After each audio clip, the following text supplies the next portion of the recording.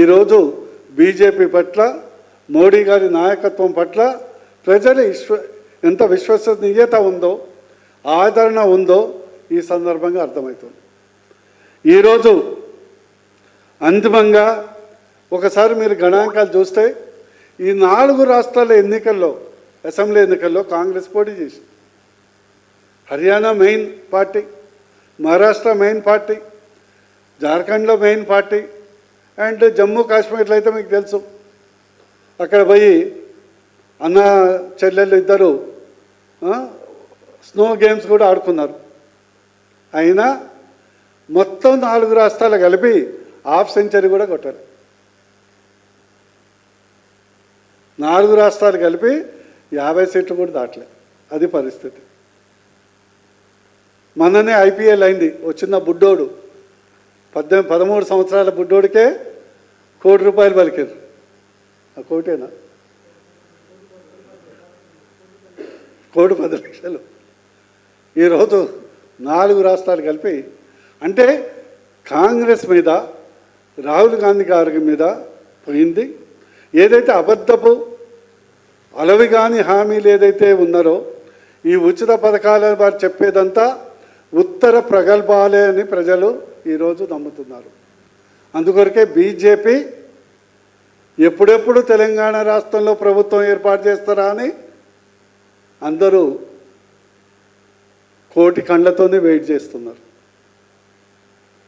ఎవరు ఎంత గంతులేసినా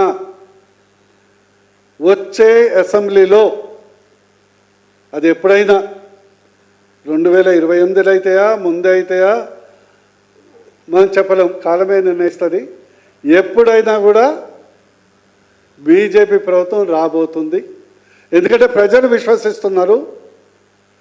బీజేపీ చెప్పిందే చేస్తుంది, చేసేదే చెప్తుంది. అందుకొరకు బీజేపీ ప్రభుత్వం ఇప్పటికే బీఆర్ఎస్కు 10 సంవత్సరాలు ఇవ్వటం జరిగింది. 360 రోజులైతే ఆల్రెడీ కాంగ్రెస్కి ఇచ్చారు. ఎన్ని రోజులు ఉంటారో లేదో వాళ్ళ ఇష్టం. కానీ వచ్చే ప్రభుత్వం 100% బీజేపీ ప్రభుత్వం రాబోతుంది.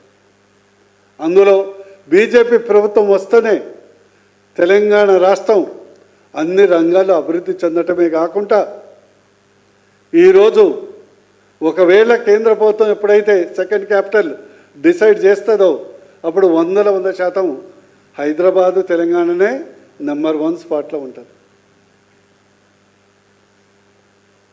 అన్ని రంగాల్లో అభివృద్ధి కావాలంటే బీజేపీ వస్తేనే సాధ్యమవుతుంది. ఈ సందర్భంగా కాంగ్రెస్ ప్రభుత్వాన్ని నేను డిమాండ్ చేస్తున్నాం. బీజేపీ తరఫున మీరు ఏదైతే సోషో ఎకనామిక్ క్యాస్ట్ సెన్సస్ చేస్తున్నారో,